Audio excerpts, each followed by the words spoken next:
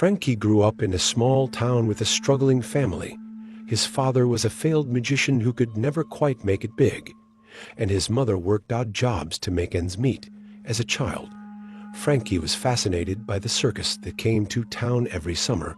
The performers were like a second family to him, offering a sense of belonging he never found at home. But there was one performer who captivated him the most. A mysterious, silent clown who could make the audience laugh and cry without uttering a single word. When Frankie was a teenager, his father's frustration boiled over, leading to frequent outbursts and eventually abandoning the family. Feeling rejected and desperate for attention, Frankie started to emulate the clown he admired, practicing in front of a mirror for hours. However, his obsession with the clown turned darker as he grew older, blending his love for the craft with the anger he harbored from his father's abandonment. Frankie eventually joined a small, run-down circus, where he performed as a clown, but the circus life was nothing like the magic he remembered as a child. The shows were poorly attended, and he felt invisible just like he had been at home. This frustration twisted his once playful performances into something more sinister. The park became his hunting ground because it was a place where people let their guard down.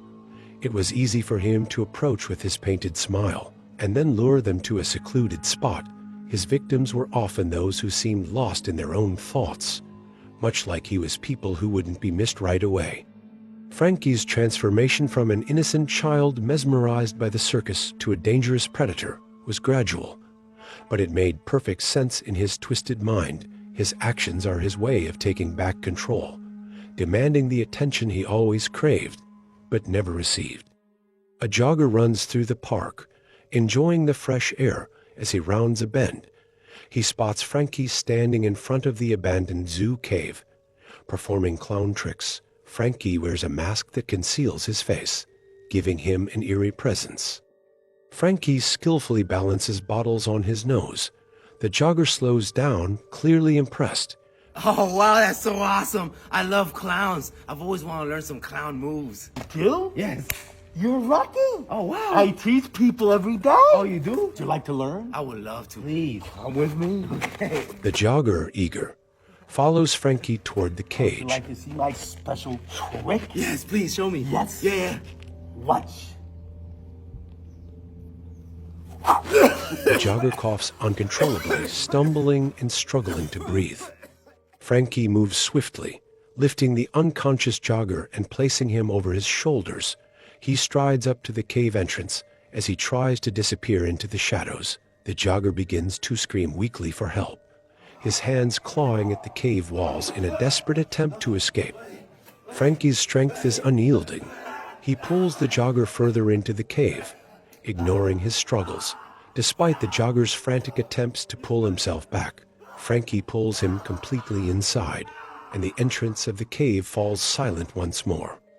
The three young women are sitting at a picnic table near the abandoned zoo cave, eating and chatting. Frankie, wearing a mask, appears from around a corner and starts performing clown tricks to grab their attention. As he juggles and balances objects, the women look on. Confused and uneasy, their discomfort grows, and they exchange wary glances. Sensing their discomfort, Frankie decides to walk away. The women, creeped out by the encounter, gather their things and prepare to leave.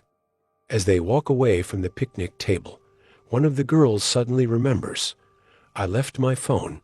The girl returns to the picnic table to retrieve her phone.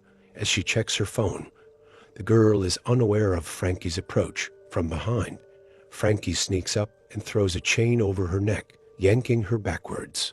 The two concerned friends return to search for their missing friend. They look around anxiously, but can't find her. One of the girls hears a faint, eerie voice coming from the cave, saying, "Over here." Driven by worry, she decides to investigate despite her friend's pleas to stay. As the girl steps closer to the cave entrance, Frankie grabs her from behind. She fights back briefly, but Frankie pulls her inside with him. The last remaining girl, terrified, screams in panic and runs away from the cave. She frantically looks for help and eventually calls 911. The girl who called 911 is now with a police officer, approaching the park. "It happened over there," she says, pointing toward the cave. The officer, concerned but focused, tells her, "Come on with me." The girl, trembling with fear, replies, "No, I'd rather stay behind." The officer nods, understanding her fear, and continues toward the cave alone. The officer examines the cave entrance in the daylight. Looking around the area, a sudden noise startles him, but he regains his composure and continues his search. He senses someone watching him from inside the cave and carefully moves toward the source. Looking inside, he sees a lifeless body of a woman with a chain around her neck and Frankie standing over the body, tampering with it in a disturbing manner. The officer rushes in, confronting Frankie. A brief struggle ensues, but the officer successfully restrains him. Frankie is escorted out of the cave, handcuffed and laughing maniacally as he is led away. His behavior becomes increasingly erratic and violent. The officers struggle to restrain him as he continues to make disturbing, incoherent remarks. Here's what the officer who made the arrest had to say about the situation. My dad was a cop, his dad was a cop. And trust me, when I was a kid, they told me some wicked stories. But this one blew my mind. Guy was a freak, sick. I went in there, 5, 10s, dozens. I couldn't count how many bodies it was. As Michelle and I were walking, we hear screaming, so we come right back up to the picnic table, and Veronica's gone.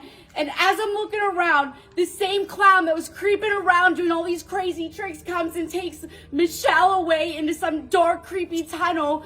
I got away and I called the police immediately. Like, we need to find them right away. It's very unfortunate what he did to those 2 young women. But we're gonna crack him.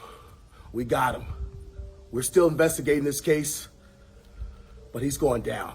Due to his violent and bizarre behavior, Frankie is placed in a secure psychiatric ward.